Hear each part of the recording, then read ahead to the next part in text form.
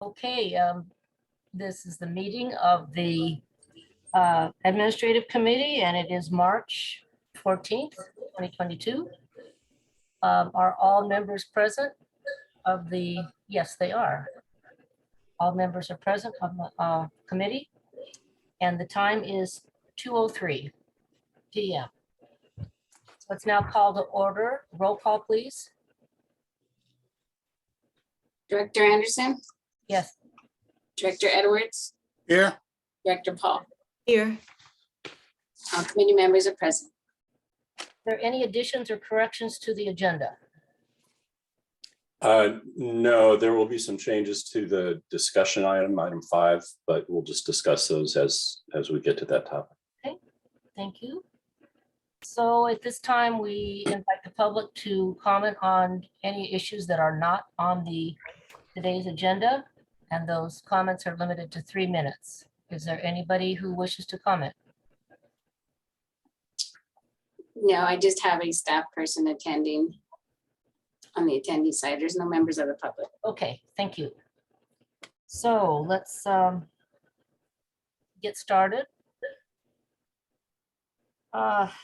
We have minutes to look at from February 16th, 2022 committee meeting. Are there any comments from? I have no corrections. no correction, move for approval. Second. I seconded it. Oh, yes, thank you. Let's get a roll call vote. Director Edwards, Yes, Director Paul, Yes, Chair Anderson. Yes. Motion passes 3-0. So the next item, Larry Hampson will tell us about it. Good afternoon. I just want to check, does anybody need to see the revised staff note on the screen? The revised note was sent out just before noon today. I didn't get it. I would prefer to see it on the screen. I saw it quickly, but I don't have a printed copy in front of me, so. Yeah, and even though we only have a staff member attending, I I will think, have it, I'll share it. yep. Okay, great. And I It's important apologize I apologize for the late submittal. We were doing our best to extend the bid deadline to see if we could get some competitive bids. Mhm. And so we did receive 2 bids for the quarantine tanks project on Friday. One was from Monterey Peninsula Engineers. They're a local contracting firm out of Marina. The other was from Telemetrics, another local contracting firm, also based in Marina. And MPE's bid was 200, and that's on Exhibit 2A summary, was $233,500. Telemetrics bid came in about $17,000 higher than that. So there's about 7% difference between the bids themselves. The engineer's estimate was about $105,000. So I guess the first question that people ask is, well, why did this bid, even the low bid, come in so much higher than the engineer's estimate? And as the staff note says, I think we all know about the supply chain issues affecting materials prices. There's a labor shortage in the construction industry. So labor costs have been pushed up in the last year or so. I think possibly in looking at these bids, when I look and compare item totals, I see some pretty big differences between the contractors, even though their bids themselves were only about 7% apart. This may reflect some of the unknowns with this project. We didn't have good as-builts for some of the things that are going to be torn out and rebuilt. So perhaps these bids reflect some of that uncertainty. The budget for the entire project was reduced down to about $225,000 with the February mid-year budget adjustment. But we had neglected to include previously authorized funds in that the board had authorized last fall. as part of that budget adjustment. So between adding back in the previously approved item for purchasing the tanks and the increased cost associated with doing the quarantine tanks install, there would need to be an increase of 170,700 over the current budgeted amount. The recommendation here is to direct that the general manager be authorized to enter into a contract with Monterey Peninsula Engineering for the work. Their bid was responsive to the notice for a request for bids. And then, of course, due to the unknowns here, staff is asking for a 20% contingency, which would be 46,700 in addition to the 233,500 for the basic project. So the total cost for this, if all of the contingencies were spent, would be $280,000, $280,200. And if you want to discuss the bids themselves, I'd be happy to answer questions. I think Suresh would be able to answer any questions about the budget and funds to fund the project.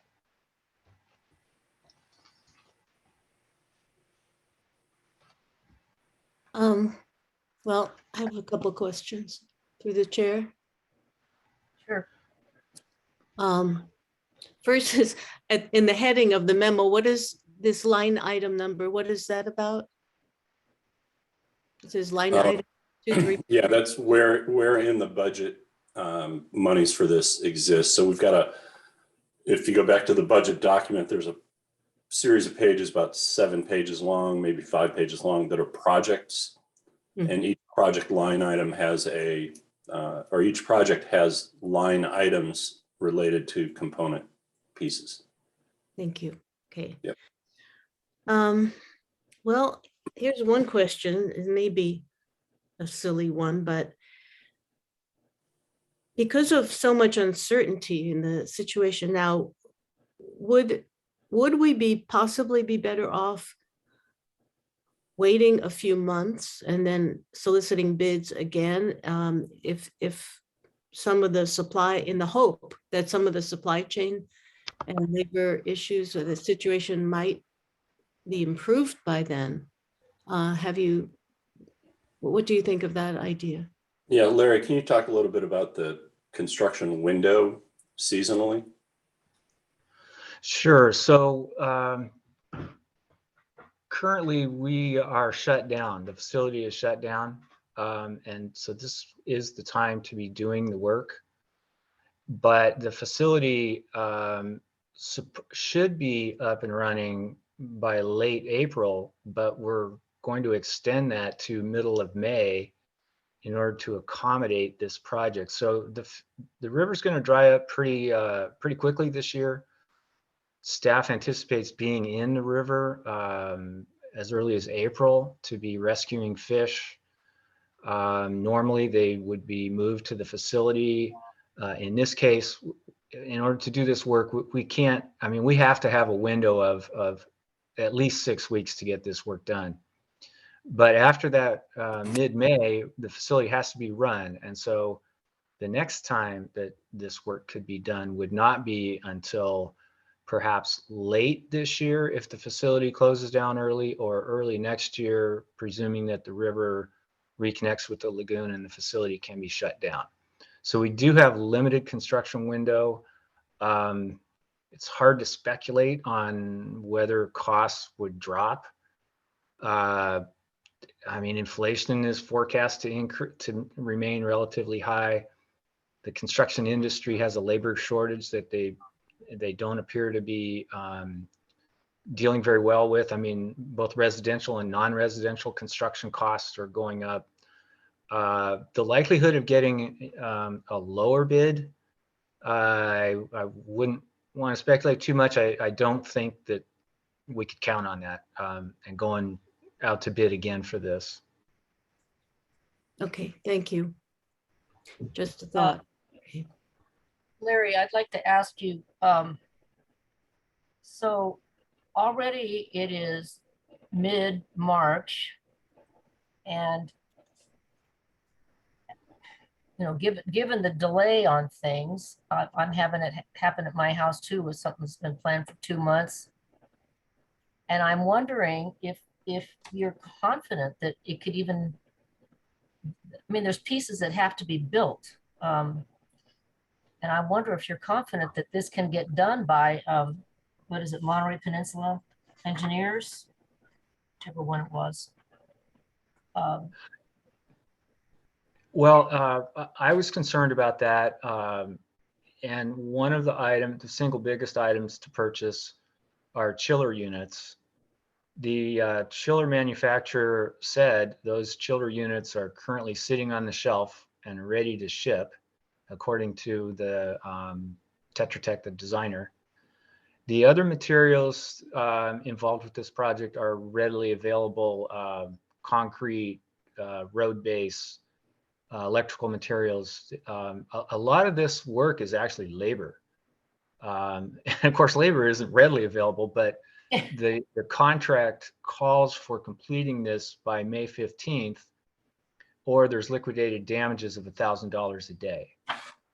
So a contractor that drags his feet on this project is going to see the profit disappear relatively quickly on this project. So I'm concerned about getting it done. MPE is a relatively large outfit. They've completed $10, $12 million projects. They certainly have the manpower to get this done. So I feel like they wouldn't have signed this contract if they didn't think they could get it done in time. And the tanks, the fiberglass tanks, that's kind of labor intensive, isn't it? I mean, that's. Right. We ordered those tanks. The tanks are on site. They were delivered, I think, about 6 weeks ago. Wonderful. Okay. Yeah, we That's kind cool. of anticipated that Cool. as being a critical path item, and so we tried to get out ahead of that. Yeah. And for that, Larry, we all thank you. Oh, Oh, come I can't on. imagine Thank you that. for that. That was good, Dave. Okay. I like a good relief laugh. Well, Hey, well, just a couple of questions from me. At mid-year review, how much did we say we're going to save from Sleepy Hollow?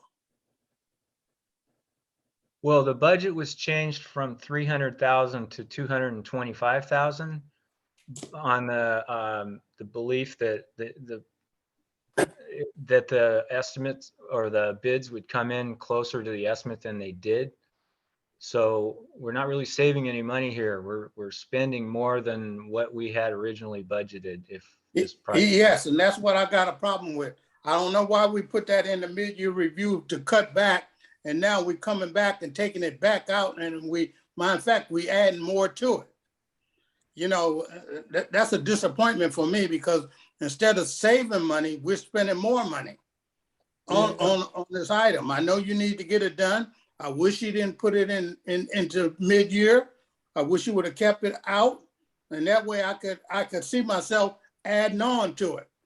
But now we got the public thinking that we're saving $1 million or some dollars, and we're not saving $1 million some dollars. We're coming back and putting it back into the budget again. So I'm disappointed on that. I know you need to get this done since you got the tanks. That's fine by me. We need to get it done. That's all I got on that right now. I'm a little upset. Yeah, it's a good point.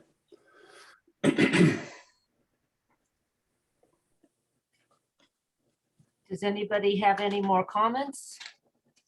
Just that we have to save the fish, and if, you know, this is the best we can do cost-wise, I think we don't have much choice, do we? No, I think you're right, Director Paul, that we're all a little disappointed that we're in an environment right now where, Right. and it's not just here on the peninsula, but nationwide, bids are all coming in higher, and there's reasons for it, some of which are understandable, some of which might just be opportunistic. Yeah. But we do need to do this. Yeah. The fact that the bids were 7% apart means they're probably pretty good bids. In the component pieces, I know from experience that contractors kind of put their profit in certain pieces of it, and sometimes have little or no profit in other pieces of it. But obviously they're going to make money here if they perform. But I think we just need to kind of suck it up and do it. Director Edwards' point is well taken. We thought it was, bids were going to come in lower and that we were going to save some money in the current fiscal year, but this will all happen in the current fiscal year if they stay on schedule. So yeah, the bids are what we're working with in the mid-year budget as well. But yeah. And I would be afraid that if we waited a year, besides the condition the tanks are in and so forth, it'd be even higher. Because it doesn't look like it's just going to go away. Yeah, it could very well, but we don't know what we're going to be facing. But obviously, Ukraine is protracted and the sanctions are going to exist for a while. And so the stress that puts on fuel and shipping and just, simple hiring is still mystifying to a lot of us. So, but MPE is pretty well staffed up here locally. They do work quickly when they put pipe in the ground. So, this is different, but, I've got to imagine that they know to be a profitable enterprise, you have to mobilize, execute, and get out of there. So I'm hopeful. I have a question for Larry. Go ahead. Larry, you mentioned differences between the two bids besides the amount of the bid. I think you briefly said something. Did you want to tell us anything more about, is there anything significant about the other differences between the bids? Well, I think Dave's hit on a good part of it. It may be that on certain items they want to get profit, and other items they don't. But there was similarity on several of the items, but then some of the items were just like, well, I wonder what they were thinking. So Are you talking about amount or some other aspect of the? Well, I mean, I'll take, for example, there's a replacement of what they call a load center. It's a box with lots of circuit breakers in it. And the Telemetrics, the firm that's really familiar with the electrical on the site and has done some of the electrical work, put $32,000 in their bid, whereas MPE put $8,000. And so, I mean, I'm just scratching my head over, why is there that much of a difference? And on furnishing the chiller units, the things to cool the tank. Well, the Telemetrics, who's familiar with the site, put $50,000, whereas MPE put $80,000.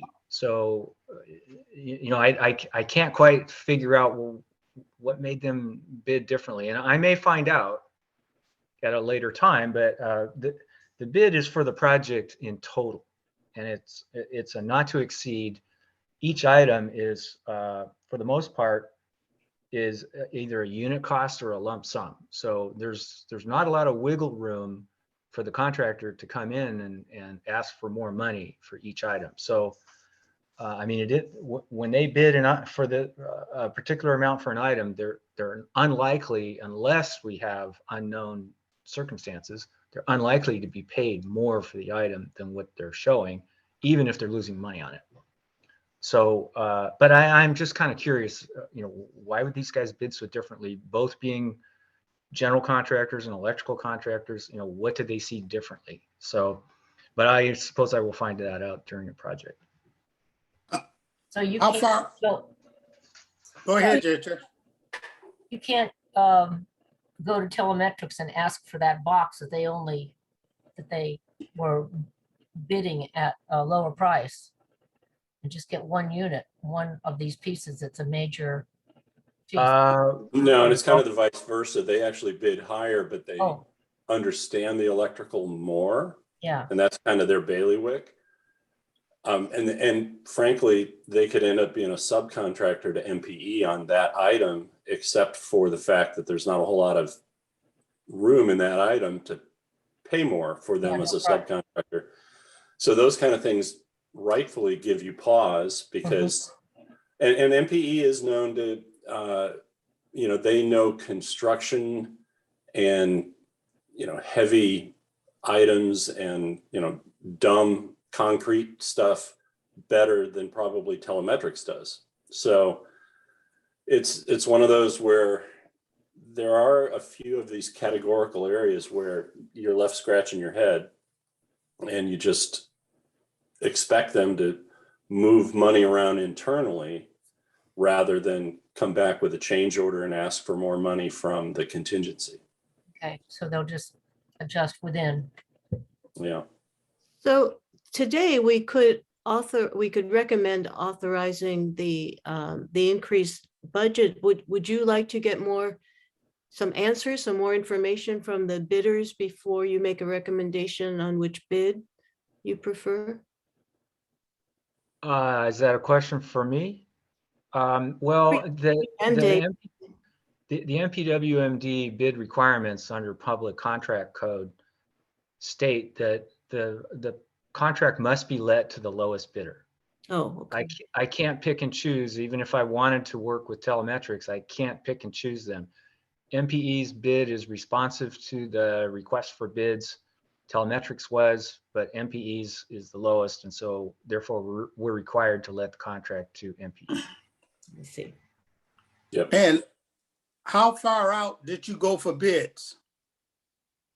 Well, so they put it on the statewide eBid board, which is a database. Anybody who wants work typically checks the databases. I know from experience that a number of firms just try to stay closer to home if they can, and it's unique projects that they'll travel for. So I'm not surprised that we only got 2 local bids and nothing from the Bay Area or elsewhere. But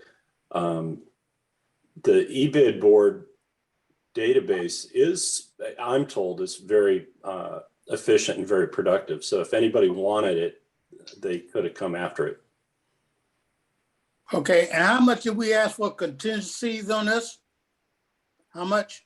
20%, that's 40, let's see here. $46,700. $46,700, 20% of the contract cost.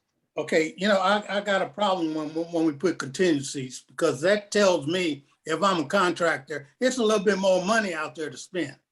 Like $46,000 I can dig into. Right now, I got a problem with that. Adding contingency. I don't mind getting a local to do the work, but I'm not trying to make too many people rich out there, because I'm disappointed that I said we're cutting something last month, and now I'm adding to it and adding a little bit more to it. So we need to cut that contingency down, because I don't believe it's $46,000 more out there that they can make up. Well, the contingencies are for unforeseen circumstances. That's what I'm talking about. Something Right, out there, I got a feeling that something out there they sing but didn't say nothing about. That's just me. Well, certain aspects of the construction, if we run into, for instance, something underground, the law actually requires that you pay for those unforeseen conditions. I mean, we do our best to do our homework and lay out what we know, but because Larry, what I'm trying to say, I want you to come back to the board. I want you to come back to the board and tell us. Y'all missed this one. This one is upside down for me. For our hope is not on consent. Make it an action item so I can bark some more. Okay, well, I do want to point out that we intend to start the project in 10 days. Hey, I'm not saying I'm going to disapprove it. I'm trying to tell you, I want you to come back on the contingencies. Yeah, so I think what I'm hearing is if we drop contingency to 15 or 10% here, go ahead and release the contract and get started. If there is an unforeseen circumstance, we can just discuss it at a board meeting and authorize an additional chunk of money. But we would hear what what happened. And to Larry's point, he did say we don't have really good as-builts, which means there's stuff underground that we're not even sure exists. And so even though we can like survey the territory of, where we've been for 30 years, and some of our employees have, been there for 20 years rather, they can say, yeah, I'm pretty sure there's a pipe in there that goes from there to there. And it probably goes right here, but we just don't know. And that's going to be one of the types of things that we'll discover. But I think it will work, Larry, to, tighten the contingency up and then come back to the board and say we need more money if something happens. I don't think I'd be comfortable with 10%. As a concession, I'd say put it at 12.5 or 15% contingency. And If that make y'all happy to keep it in there, put that 12.5 in there like that. But I don't believe telling somebody I got $46,000 more to spend if you find something. yeah, That's my problem with this. And I don't know how much we cut out in mid-year. I don't see any savings there. So Yeah, but what should the contract provide? Are you saying the contract should provide for 15% contingency, and then if we need more? come back to the board. I think, well, my understanding would be the contract would be for the bid amount. And then we would establish a contingency. I don't know, Suresh, isn't that how we do it? Yeah, the contract will be for the entire bid amount. Yeah. The contingency is basically it's change order. If things happen, then Right. change orders are going to be required. And Right. then depending on how much flexibility we have, either we can approve the change order ourselves or we'll come to the board. Yeah. And so contingency is on our side of the equation, but a good contractor will, look at the minutes of this meeting or whatever and, figure out if Yep. there's. That's what I contingency. want. Good. That's where I'm at. Yeah. So Just not a 12.5 giveaway. So 12.5% of the contract amount would be $29,187.50. You want that in the proposal now, or you just want to get the bid amount, as Dave was suggesting, the what is it? Yeah, we're going to want to, for our internal purposes, know what we're dealing with on contingency, at least from the outset. So we do the award, establish the contingency. That's kind of a funny number, but Well, we can round it. Yes. Yeah. We could round it to 29,000, and that's just a shade under 12.5%.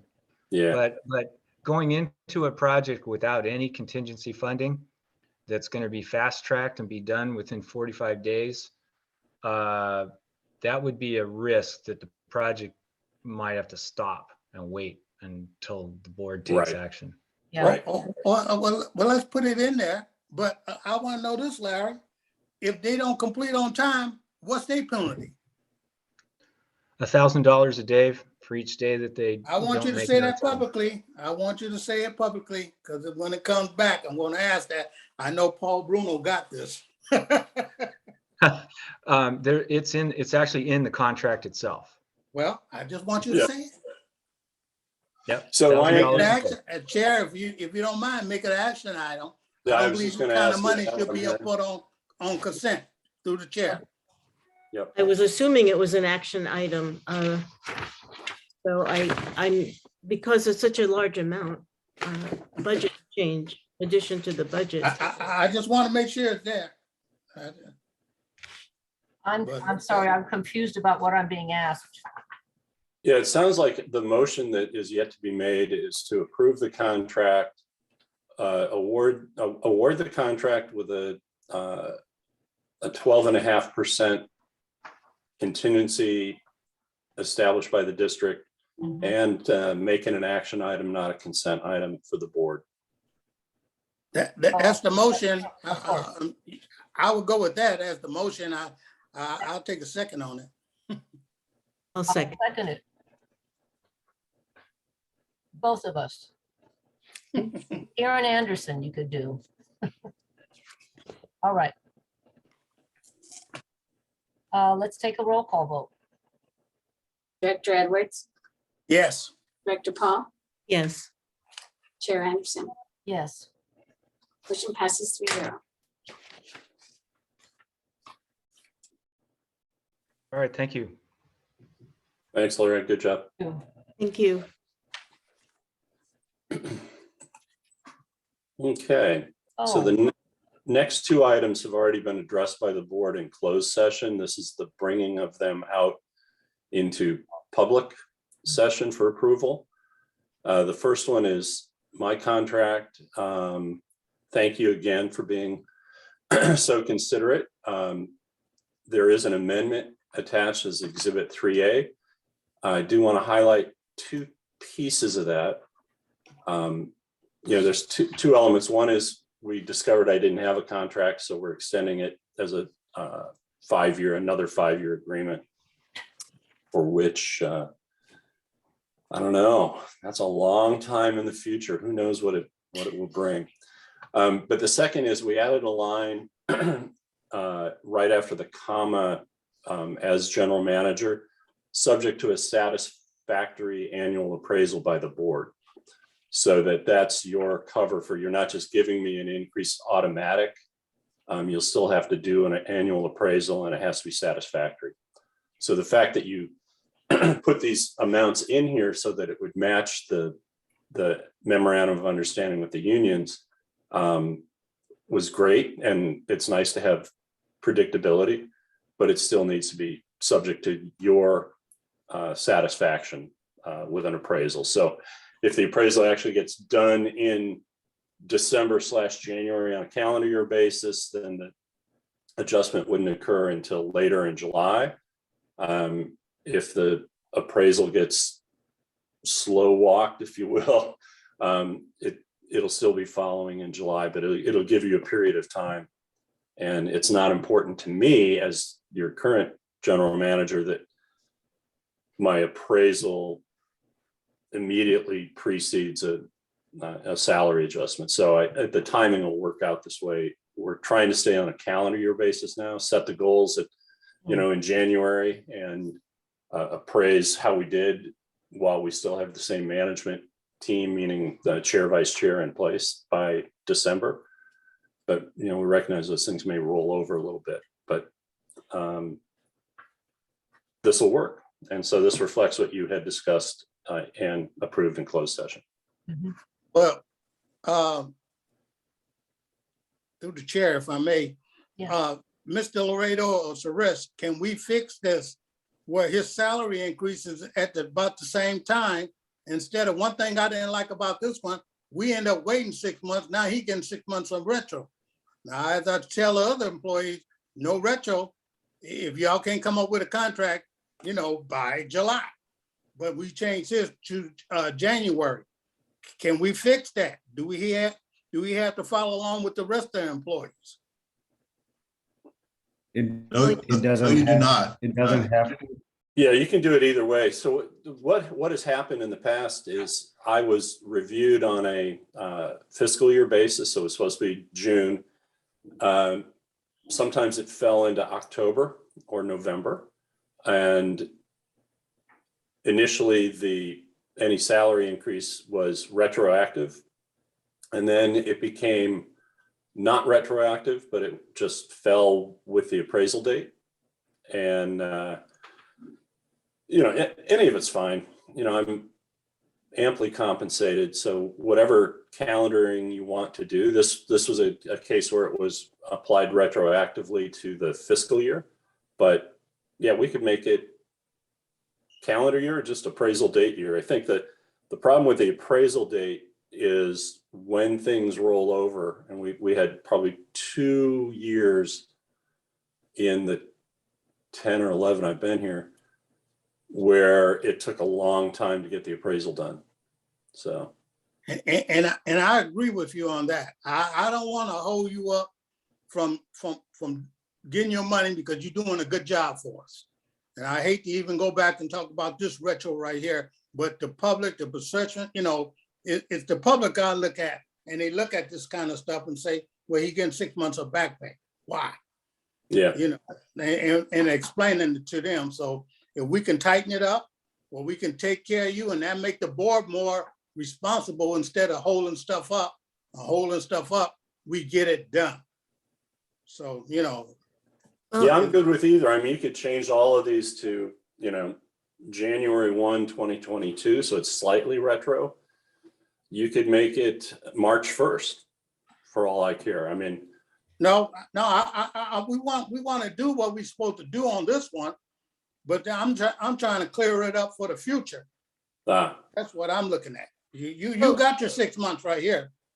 Go ahead, Chair. Through the chair of the committee, I just want to remind you that the thinking was to give our general manager the same increase that the professional staff was getting. And so to make it the same, you also want the timing to be the same, the timing of the increases. So, I mean, I don't see why we don't keep it simple. As long as the board does the appraisal in the first half of the year, it will be in time for the July 1 increase when everybody else gets an increase. And then it's simple. Why not do it that way? And that keeps it on a fiscal year basis. Is that right? The increase would be on a fiscal Yeah. year basis. Yeah, That's always nice for budgeting. yeah. Well, all I'm trying to say is, I'm trying to take out that retro, that he get evaluated at the beginning of the year, and then he waits 6 months for a salary increase. That's what I'm saying. well, you know what we could do, you know, there's no need for me to, you know, catch up, so to speak, back to July 1. I mean, we could say that this coming July 1 is related to the performance appraisal I just received. Mhm. And if you wanted to just make the first increase March 1st, so I go, you know, March, April, May, June at the last year's rate. So I don't go retro to July, but now that I've received my appraisal, it's the current date plus the July 1 increase. And then next year, as long as I get an appraisal between December and February, I would be looking at the adjustment happening July 1, consistent with all of staff July 1, 2023. I mean, that would work. It would get rid of the big chunk of retroactive pay, which makes sense. Again, I don't know, better minds pick something, but Whatever is simple for me, but I just want to take out the 6 months in between. You know, Yeah. The reason why I went with evaluating you at the beginning of the year and taking over the next chair, taking over at the beginning of the year, it gives them a full year to look at you. And another point I want to put out, I treat our general manager different than I treat the other employees when it comes to pay. But I want to take care of him. And if he want to accept those same increases that his employees take, that's fine by me, but he does a little bit more work than they do. In my eyes, he do a yeah, little well, bit more work. I get paid a little bit more than they do too. So Well, too, it all balances. you get paid, but I look at it both ways on that. Yeah. So, Well, your next general manager, you'll be able to align the dates with the appraisal period and so forth. So in trying to solve my case, why don't we just make the first effective bullet March 1st of 2022. So now that I've been evaluated, I get that. And then from July 1, we'll go with what the staff's getting and we'll just leave it at that. And then come 2024, we'll look at it again and we could change the timeline or something like that. So you're suggesting to delete the July 1st, 2021 and going back to July 1st, 2021. Is that correct? No, I'm suggesting keep the 3 bullets, but make the first bullet effective March 1, 2022. So I pick up the 3%, Okay. each month going forward to July 1. And then when the rest of the professional staff gets their bump, I'll get a bump. And then we'll stay in lockstep until we have to look at it again in 2024. Thank you for clarifying that. Yeah, but Dave, will that get you a satisfactory annual appraisal by July 1, 2022? Yeah, I think well, so the July 1, 2022 still relies on the appraisal I just got. So it's like, all right, we got your appraisal done. Now we've adjusted your salary, but until the new fiscal year, it's this amount, which reflects the remainder of the prior fiscal year, and then it'll go up. Then And we'll enter the evaluation process again in December and, November, December rather, and go from there. okay, and another thing, I might have to change my mind on all this. Mr. Laredo, will we have to go back into closed session on this because we're changing this contract around from what the board approved? Board gave its direction, but you can make a recommendation on this. Would that have to be an open session or closed session? Well, this item is going to be an open session, so You have to take the action in open session. yeah, Okay. and so you'll be able to say, hey, we approved it retroactive, but upon further review, we decided to just lock it The in. next time, okay. Yeah. Fine by me. Let me see if I'm actually can summarize where we are. So effective March 1st, 2022, there's going to be a salary change that's plus 3%. And then Right. July 2022, again. Yes, And then the next one is July 2023. right. So it basically, yeah, let's leave it at that. Yeah. All right. Thank you.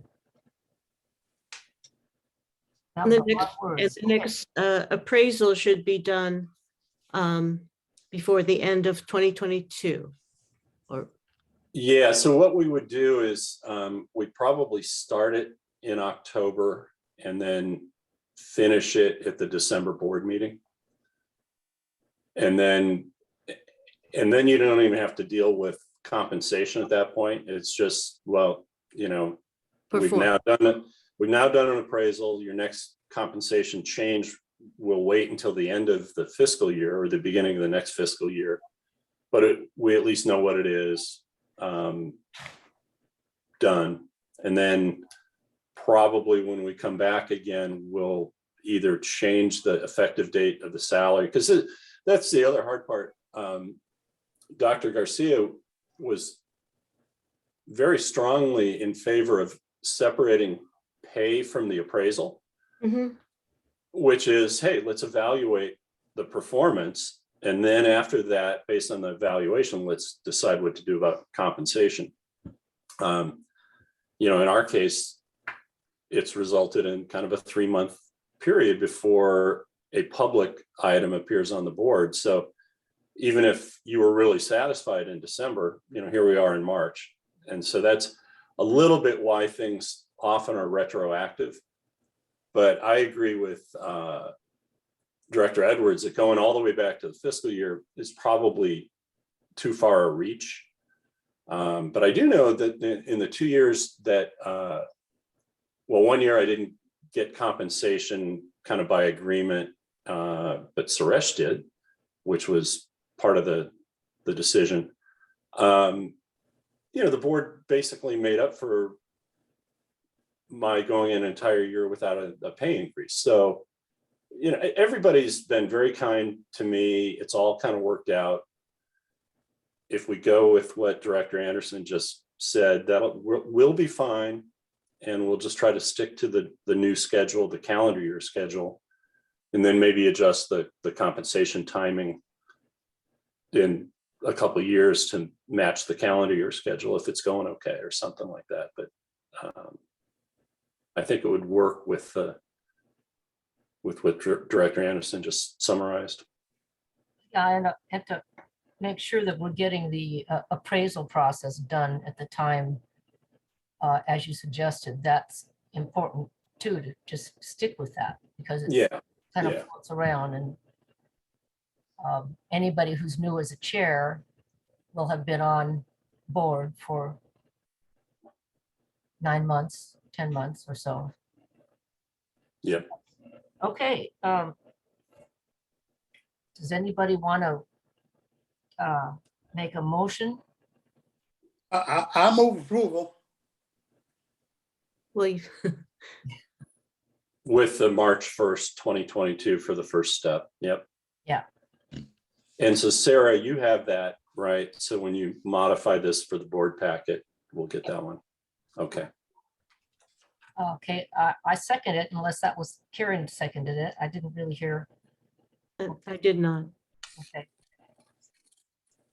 So go out to the public. Nobody there.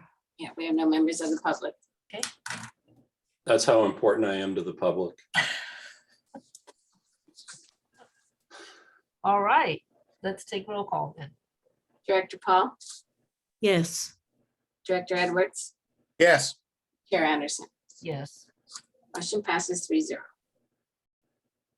this will be an action item. It will. And item 4, the next item is also a contract that we were out of compliance with as of the end of December. So this is a 3-year renewal of the Deland Laredo agreement. The retainer and then the outside services are both increased at 4% per the prior contract.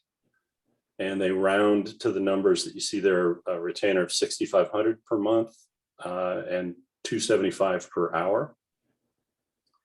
And again, as was discussed in closed session, both parties have the right to terminate without penalty, but with notice. So I think it's fair. Obviously, 4%, gas prices are going up quite a bit more. So, but anyway, it's consistent with other city attorney, special district attorney, general counsel contracts that we've seen. We have looked at the services provided. I think we still more appreciate having a retainer and special services bifurcated rather than what we had 10 years ago. So I think it works. I think it works for everybody. And I would, well, I do recommend approval. Are there any questions from the committee members? just me. I thought I read something that you wanted to make adjustment in something, Mr. Laredo, or something. We missed something. My understanding of the discussion, we have different billing buckets for special services, and as anytime we have a new lawsuit, by way of example, or a new public utilities case, we create a new bucket. So those buckets have grown over the time, and I think something that's both Dave and Suresh had asked is if we can pare those buckets down, and I'm willing to put as many different categories or as few different categories as works best for their accounting. So that was something that would happen on an administrative level, but we're willing to come up with whatever accounting is best for your purposes. Some of the reason for that special accounting is that some of these are pass-throughs. You've got when we're doing work for your permitting, that gets charged off. And of course, if there is a tort claim, then that might trigger insurance coverage or self-insured retention. So, but that's the only modification that I was aware of. Yeah. Okay. So the numbers are the same. Yeah, actually, we had our contract expired on December 31.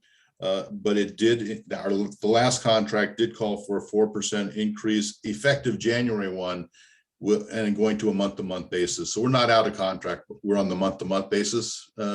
And this does lock in what had previously been set for this year, but it does It does slightly modify some of the billing amounts because we had applied a percentage across the board, and this rounds that up or rounds it down actually.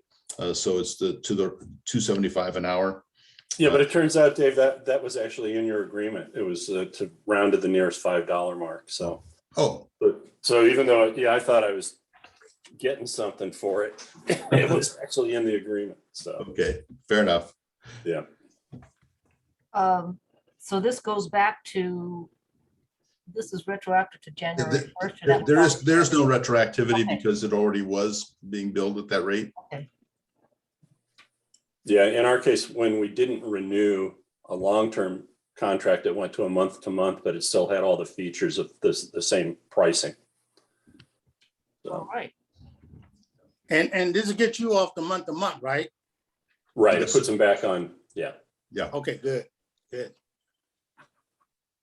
Any other comments from directors?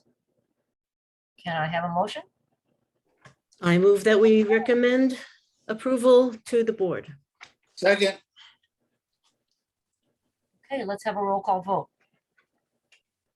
Director Paul, Yes, Director Edwards, yes, Chair Henderson. Yes. Motion passes 3-0. Thank you very much. I do appreciate your confidence. before we move on, I just want to say how lucky we are to have you, Dave Laredo, as our general counsel, and you, Dave Stolt, as our general manager. We are just very, very fortunate. Thank you for saying so. It's Very a thoughtful, pleasure working with you. very, very thoughtful. Thank you. and I'll second that, and I'll say it at next Monday meeting. I'll third it. All right. Okay. So now we're looking at the proposed agenda. I do have a couple of highlights. The first of which, the only reason for the closed session is related to a contract legal dispute with Mercer Fraser, who did the Sleepy Hollow facilities improvements. That the dispute between them and a subcontractor has been dismissed. So I don't know if that speeds things up or slows things down, Dave Laredo, but currently it's scheduled for 5:30. Do you have enough time to? I think that's enough time to, in all honesty, that you do have a written memo that just distributed to Joelle today. So you'll have a chance to look at that before the meeting. And I think we're just looking for some general course direction from the board at this point. Okay, so we're going to leave it at 5:30 for the closed session. Then that brings us to consent calendar based on our discussion today. The item 5 will come out and become an action item. And 4 too, right? 4 is already an action item too, isn't it? We can make it an action item. It's just so we can discuss a So little more. number 4, it's the matter that you guys discussed this for this meeting. Number 5 is declaration of surplus assets. Do we still want that under consent? Or is Oh, it- well, so yeah, Joelle, so which version of the I probably have the most updated version in front of me. yeah, so the one that's in the packet, and I don't know Yes. which one everyone's looking at, but Yeah. And so the item I'm asking about is the gray water. right. Yes, so the gray water matter, I believe that one is under, it's under action item. Okay, You now have action. Okay, good. so that's out of consent. Right. And the quarantine tank replacement project is out of consent. Okay, And Suresh, will we be ready to go with the surplus asset declaration? We should be. Okay, so we'll leave that in there. Terrific. We are going to add, ahead of the general manager's report, an update from the demographers on the redistricting. We have a meeting coming up with the commission on Thursday. at which point they will be asked for their recommendation, and that's what you'll be apprised of, but you won't have any action that you can take here. You'll accept the recommendation. You can ask the demographers some questions. They'll have a presentation for you, and then you'll weigh that information as you head into your April 1st special meeting, which, if enough directors have concerns that they want, another scenario looked at by the demographers, they'll have time to do that. So that will happen before the general manager's report. That's just going to be an informational item right before general manager's report. Correct. Okay. Dave, if y'all can have them make up one map of the boundaries moving off of Fort Ord down Military into coming across the district, so we can show how that would look in the future.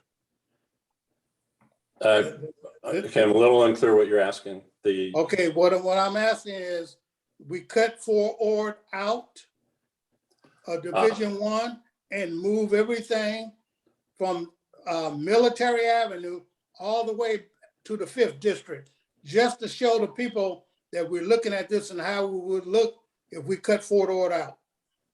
Yeah, so I think what we could do is we can raise the issue, but we can't really say what it's going to look like because they're going to have to do the exact same process. And that's what we're going to ask them to do. But it's basically Co Avenue. If we drew a line across Co Avenue, then what would it do? And they're not ready to even conjecture what that might look like, because they're trying to meet all the social justice issues. Okay, well, why I say Military Avenue, because that's on the Seaside side. Cole Avenue is on the Fort Ord side. Yeah. That's why I'm using that.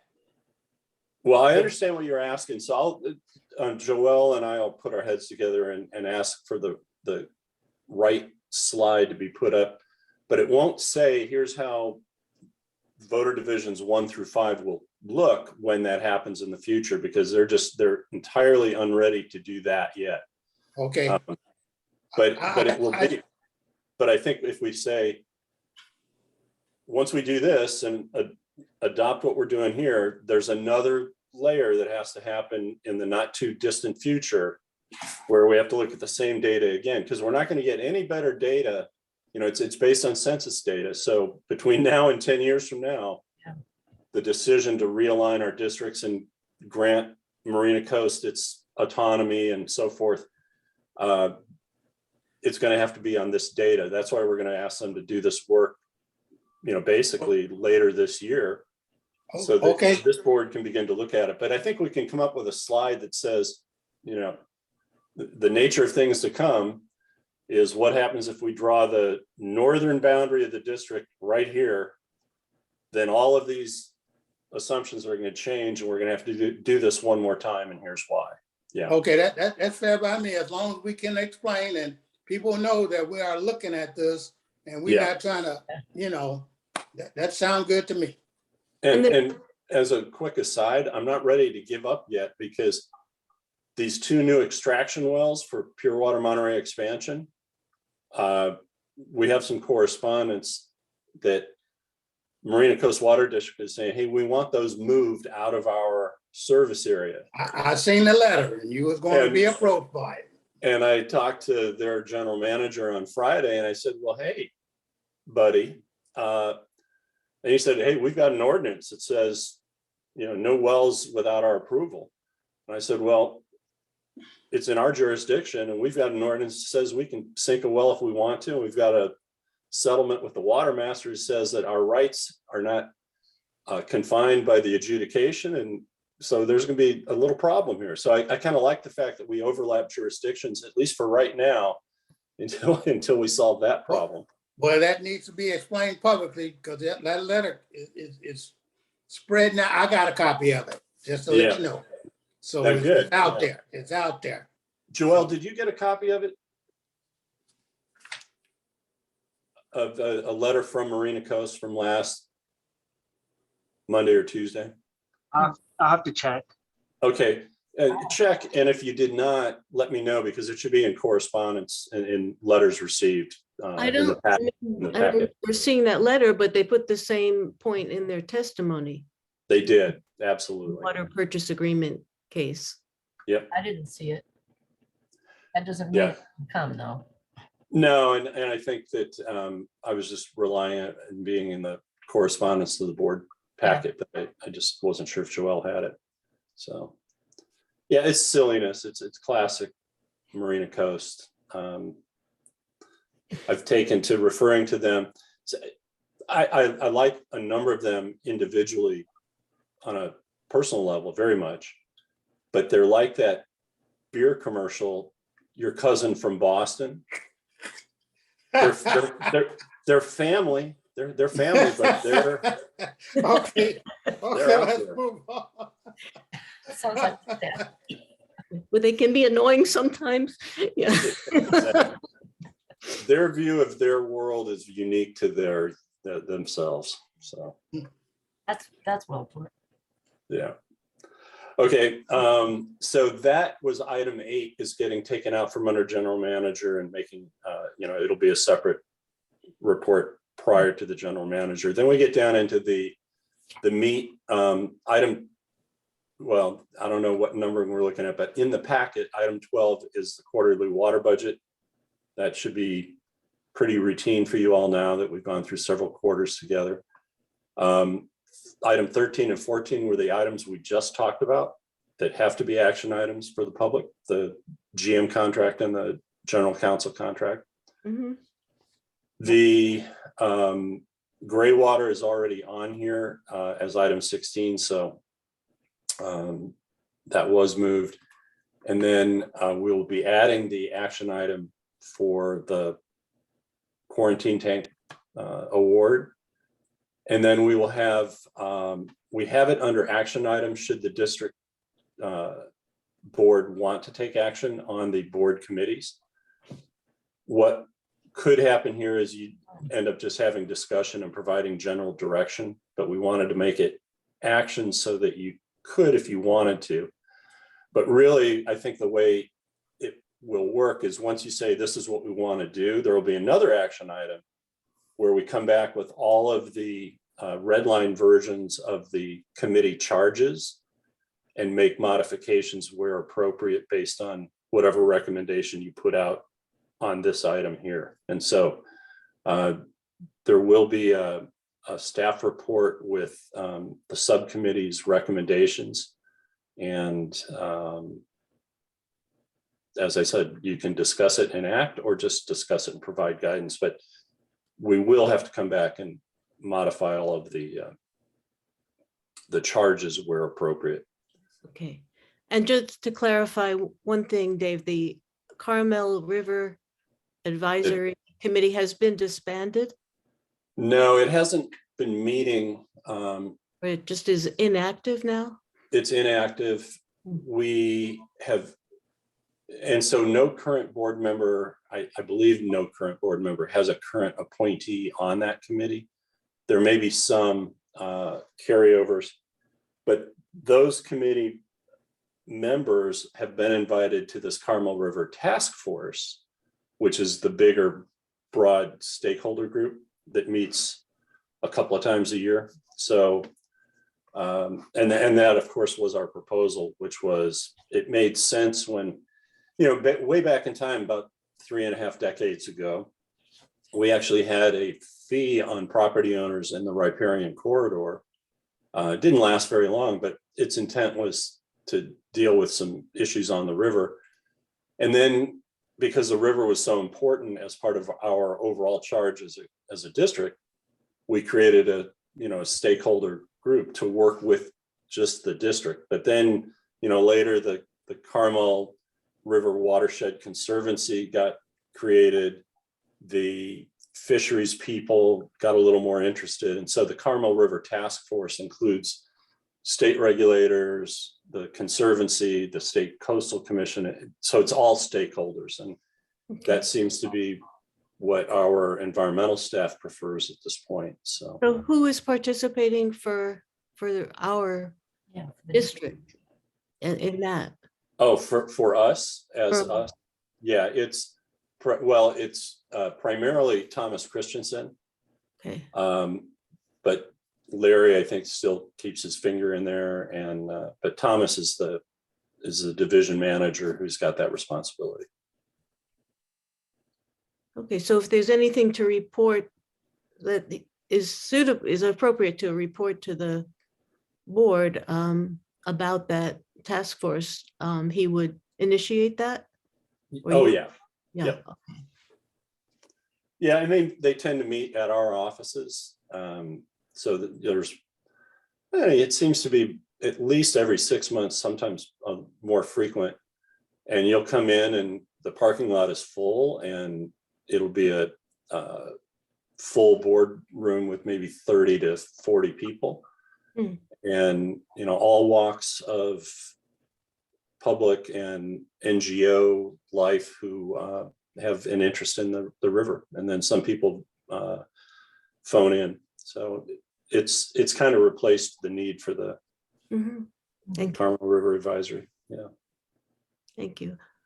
And Joelle and I, we can thank you, Joelle, for sending me the draft materials for the board meeting, and I'll follow up with you after the meeting too.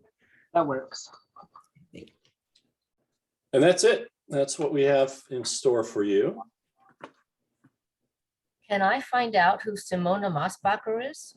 Oh, yes. Hi, Simona. I missed, if you introduced her, I was trying to. No, go on we and hear didn't. things. We did not. Simona has been with us for almost, I was gonna say it's over a year, but it was a COVID hire. So she still hasn't met everybody at the district. But we've elevated her to this hybrid position that Suresh both A, saw a need for, and B, created, which is kind of the feet on the ground human resources function, as well as contract management function. And so because we had the quarantine tank project on here, we wanted Simona to get in and get a flavor for some of the contract related discussion. Thank you. Well, welcome. You're late, but Thank you.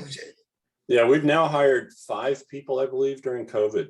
And, I think it's a little easier on the field staff because by their nature, they have to work with, 3 to 4 other people on a daily basis. Simona's been occasionally the sole person on one side of the second floor of the building, which is, not the most collegial, but it's starting to come together. I think we've got a proposal in the works to come back in person, possibly with the April board meeting, more likely the May board meeting. We're seeing Google and Apple are starting to announce in-person job functions and so forth. So I think it'll get a little bit more collegial, obviously and we've talked about this as a full board before, but obviously the changing attitudes towards work, we're going to allow a hybrid model. We're going to allow, a couple of days a week for people to work from home.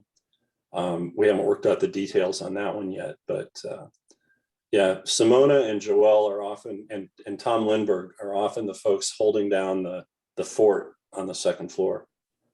But yeah, welcome Simona to this group. if we were to go back, or when we go back to in-person meetings, are those meetings broadcast as well? Live?